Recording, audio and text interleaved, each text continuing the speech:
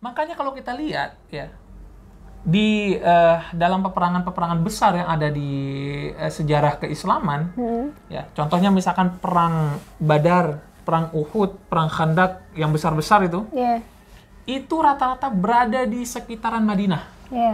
Itu menunjukkan bahwa kaum muslimin saat itu memang dalam kondisi sedang diserang. Bismillahirrahmanirrahim. Assalamualaikum warahmatullahi wabarakatuh. Waalaikumsalam warahmatullahi wabarakatuh. Gimana kabar teman-teman semua? Mudah-mudahan selalu dalam keadaan sehat walafiat. Amin ya rabbal alamin. Ya, setelah tadi kita udah selesai di video-video sebelumnya ya membahas tentang kurikulum belajar Islam. Alhamdulillah. Sekarang kita mau membahas tentang kita nemuin sebuah video. 2 buah video Kak Aziz. Ya, 2 buah video. Jadi video ini berbicara tentang ada perdebatan di daerah barat sana tentang apakah Islam itu agama yang damai. Iya. Dan yang kita debat ini orang-orang yang bilang agama Islam itu keras. Yang kita debat, yang kita omongin di sini maksudnya. Kita mau mengomentari atau kita mau menjawab tudingan mereka tentang bahwa agama Islam itu adalah agama yang keras. Menurut mereka. Ya. Iya. Mungkin langsung aja kita lihat. Langsung aja kita lihat videonya. The Quran and so on is bad. It is bad.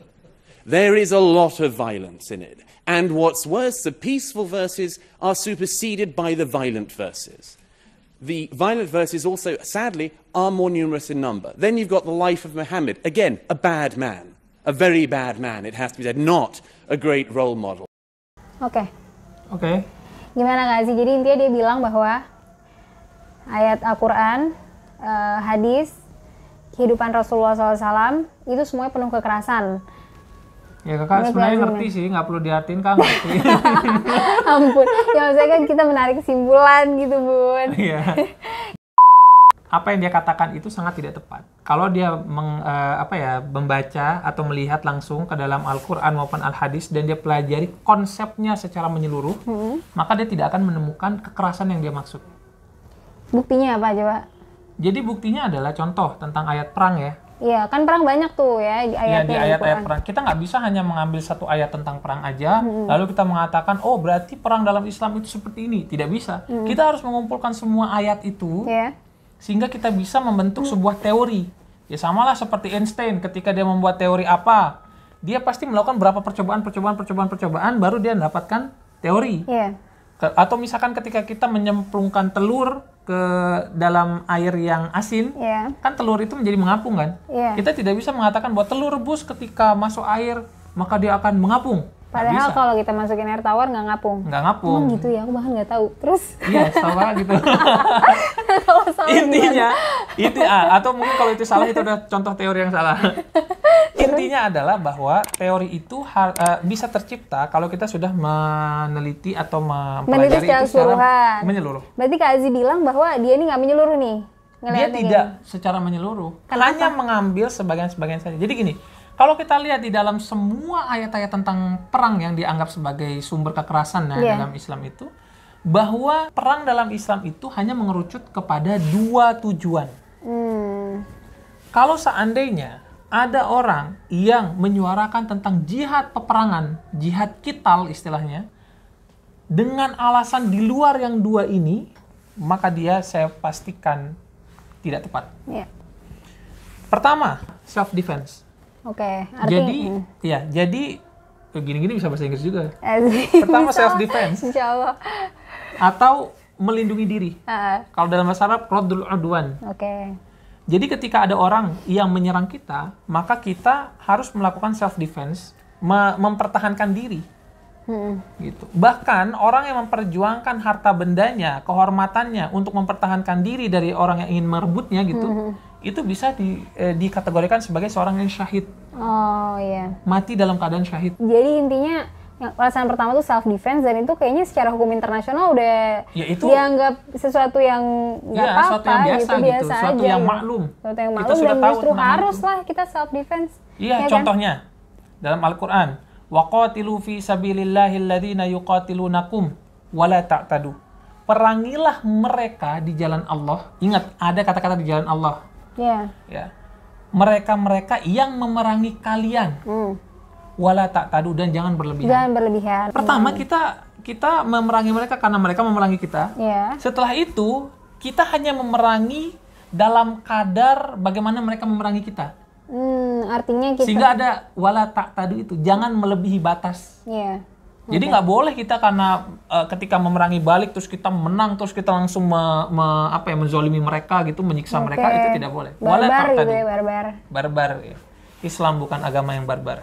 Tobat. Nah, alasan itu kedua yang pertama. Alasan yang kedua adalah hurriyatuddin, kebebasan beragama. Jadi, ketika kaum muslimin misalkan ya, yang saat itu diperangi, yang saat itu ditekan, dizolimi oleh kaum kafir Quraisy hanya gara-gara keimanan mereka, maka kaum muslimin berhak untuk untuk bangkit memerangi itu. Gitu loh. Makanya kalau kita lihat ya, di dalam peperangan-peperangan besar yang ada di sejarah keislaman, ya contohnya misalkan perang Badar, perang Uhud, perang Khandaq yang besar-besar itu, itu rata-rata berada di sekitaran Madinah. Itu menunjukkan bahwa kaum muslimin saat itu memang dalam kondisi sedang diserang, sedang ditekan. Berarti ini balik lagi ke poin pertama dong, Kak? Ya sebenarnya alasan kaum musyrikin juga menekan kita, menyerang kita kan karena akidah. Nabi Muhammad SAW ya tidak pernah diperangi, tidak pernah dikucilkan, tidak pernah ditekan oleh kaum kafir Quraisy. Selain karena akidahnya. Sampai ketika Nabi Muhammad SAW mengikrarkan akidahnya. Benar sih. Gitu, beliau itu dulu disayang, disukai. Dianggap orang yang al-amin gitu kan. Iya, dianggap orang yang al-amin, yang terpercaya gitu. Nah, terus kenyataannya nih secara sejarah kan kita lihat Islam itu menyebar di banyak negara yang tadinya di Jazirah Arab doang, menyebarnya cepet banget ya. Terus kita dengar juga misalnya di zaman kekhalifahan Umar misalnya, itu banyak negara-negara yang ditaklukkan oleh Islam. Apakah penaklukan itu ada gitu, dan penaklukan tuh maksudnya modelnya gimana sih? Apakah dia menyerang karena misalnya Stop. Intinya adalah tentang penaklukannya. Kepanjangan. Nah, tentang penaklukan bahwa semua peperangan yang ada dalam Islam penyebabnya hanya kembali kepada yang dua itu. Adapun masalah dia takluk ya, masalah dia menyerahkan pemerintahan dan lain sebagainya, itu adalah hanya bonus saja. Bonus aja. Jadi itu bukan tujuan. Muslim nggak misalnya datang ke negara lain bilang, lu masuk Islam nggak masuk Islam, gue perangin loh. Nah, itu salah. Karena apa? Kan itu kan kita ngajak orang ke dalam Islam ya. Nah, ngajak orang ke dalam Islam itu kan caranya hanya mengerucut pada 2 poin. Yang pertama, cara yang disebutkan Al-Quran, ud'u ila sabili rabbika bil hikmati wa mau'izatil hasanah wa jadilhum billati ahsan. Bil hikmah yaitu dengan sikap, lisanul hal afsahu min lisanil hal maqal. Ucapan atau perkataan yang kita sampaikan melalui sikap itu jauh lebih membekas daripada kita sampaikan melalui mulut. Terus habis itu melalui lisan saja. Nah, yang kedua mau'izah hasanah. Mau'izah hasanah artinya adalah dengan nasihat-nasihat yang mana memiliki kriteria hasanah. Baik dari segi diksi kata, cara penyampaian maupun waktunya. Nah, yang terakhir baru jadilhum billati ahsan, yaitu dengan cara berdebat, kalau memang berdebat itu udah cara terakhir yang paling terbaik gitu. Jadi intinya penaklukan itu. Nah, itu yang pertama. Ntar dulu. Stop dulu. Yang kedua. Gimana, Kak? Terus? Yang kedua adalah la ikraha fiddin. Tidak ada pemaksaan dalam agama. Pertama, Allah Subhanahu wa taala tidak akan menerima iman seseorang yang dipaksa. Jadi ngapain kita susah-susah maksa orang untuk beriman? Yang kedua, bahwa seorang dai hanya diperintahkan untuk menyampaikan. Tidak ada perintah untuk memaksa orang. Faman syaa falyu'min wa man syaa falyakfur. Kalau dia mau beriman ya dia silahkan beriman. Kalau dia menutup dirinya dari keimanan ya silahkan dia pilih apa yang dia yakini gitu. Berarti Islam tuh menyebar dengan luas itu karena misalnya seandainya terjadi peperangan ya karena 2 itu, entah self defense atau karena untuk menjamin kebebasan beragama. Dan negara-negara yang takluk itu ya cuma bonus doang, itu bukan tujuan gitu kan. Iya, bukan tujuan. Intinya ada kezoliman lah, ada kezoliman baru diperangi, nggak ada ya nggak usah gitu. Iya, contoh sedikit aja. Contoh di zaman Khalifah Umar ketika masih ada peperangan dengan Romawi, itu kan berawal dari bangsa Romawi yang dulunya tidak menghormati diplomatnya kaum muslimin yang dikirim oleh Nabi Muhammad SAW untuk berdiplomat kepada mereka. Jadi itu ketika diplomat itu datang kepada mereka, mereka bunuh. Dan itu adalah salah satu kejahatan internasional di zaman itu gitu kan. Kejahatan besar internasional zaman itu gitu. Dan di zaman sekarang juga seperti itu. Dan dari situlah konfliknya nggak surut-surut sampai masa Umar, sehingga lama-lama Romawi takluk gitu kan, bukan karena agama gitu ya, bukan untuk orang lu masuk Islam gitu, enggak. Oke, sip, berarti itu dulu untuk video yang pertama. Sekarang video yang kedua. Then we'll be told that we've misunderstood. Violent Muslims have misunderstood. Saudi Arabia has misunderstood. Iran, which stones people to death for adultery, has misunderstood. Yemen, which marries children at the age of 9, has misunderstood. Has there ever been a more spectacularly misunderstood religion than Islam? Intinya kenapa sih tiap dia nanya orang tuh, kenapa Islam begini, kenapa Islam begitu? Oh enggak, itu dia misunderstood, ayat itu misunderstood, harusnya nggak gini, harusnya nggak gitu. Kenapa semua bilang disalahartikan? Jadi pertanyaannya sekarang di sini, kenapa banyak banget pemahaman yang salah, Kak Aziz? Ya seperti tadi, kita balik ke apa yang kita sampaikan di kurikulum belajar Islam itu, bahwa memang memaknai Al-Quran maupun hadis itu tidak segampang kita membaca arti. Arti dan makna itu beda. Arti terjemahan dalam bahasa Indonesia A, misalkan ya, tetapi maknanya itu jauh lebih kompleks daripada sekedar arti. Contoh, waqatilu fi sabilillah, perangilah mereka di jalan Allah, ya kan? Nah, di dalam arti bahasa Indonesia terjemah pasti mengatakan perangilah mereka di jalan Allah. Tetapi waqatilu, bentuk kata fiil qatilu itu istilahnya lil musyarakah. Berbeda dengan waqtulu.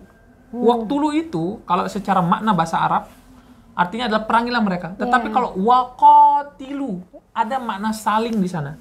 Ada dua arah, tidak satu arah. Jadi bukan berarti kita melihat kezaliman langsung kita maju ke sana. Langsung kita perangi. Nah itu kan artinya satu arah. Tetapi ini waqatilu, adanya dua arah. Adanya sebab akibat. Jadi adanya proses. Intinya kompleks kan, Kak? Kompleks. Tidak secepat langsung bunuh mereka, langsung perangi mereka. Tidak secepat itu gitu. Kak, kalau menurut aku ada satu lagi sih alasan kenapa banyak yang miskonsepsi masalah ini. Karena tiap kita nih dari kecil, tiap dengar kata, oh perang Rasul, ada perang Badar, perang Uhud, perang Khandaq, dan semacamnya, kita tuh jarang ngebahas tentang alasan Nabi berperang gitu. Kita lebih kayak, Nabi hebat, sahabat hebat. Nabi mereka dulu perangnya ini, sampai sekian perang yang dihadiri oleh Rasul, kan kita hafalin, disuruh hafal kan? Iya, dan kita merasa kita mendapatkan pesan-pesan keberaniannya, pesan-pesan jihad dan semacamnya gitu, semangatnya kita membara gitu. Kita seperti menutup akal kita bahwa di balik perang itu harusnya ada alasannya dong. Kenapa itu terjadi? Tapi kalau aku dari kecil, aku dari dulu nggak ngerti, Kak. Aku pikir ya ini perang ya udah untuk memerangi orang kafir, nggak ngerti sebabnya apa gitu loh, Kak. Jadi arguably bisa nggak Kak Aziz bilang bahwa mungkin sistem pendidikan atau hal semacam ini tuh kurang dibicarakan gitu di sosial media, menurut Kak Aziz gimana? Mungkin, maksudnya kita kurang menyuarakan bahwa sebenarnya gini, mungkin sistem pendidikan atau cara kita mengajarkan anak-anak kita di zaman sekarang itu harus sedikit berbeda daripada zaman dulu. Dunia itu kan terus berputar ya. Jadi fenomena pun terus berputar. Orang sekarang sudah lebih kritis. Maka cara kita untuk mengajarkan itu harus lebih mendalam lagi. Maka sebaiknya ketika mengajarkan tentang peperangan dalam Islam, tidak hanya tentang menyebutkan berapa perang yang dihadiri, bagaimana kemenangannya, bagaimana prosesnya, apa dan lain sebagainya.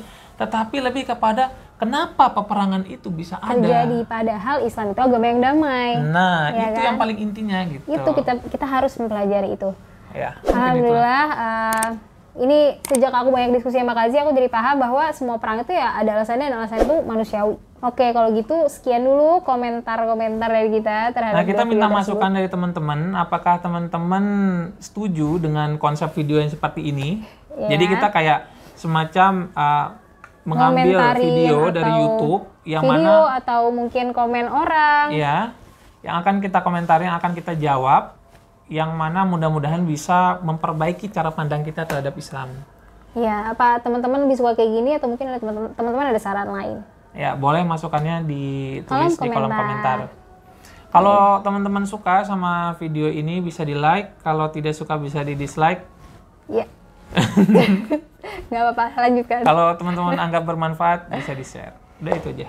Ya, wallahul muwaffiq wal hadi ila sabilir rasyad. Wassalamualaikum warahmatullahi wabarakatuh.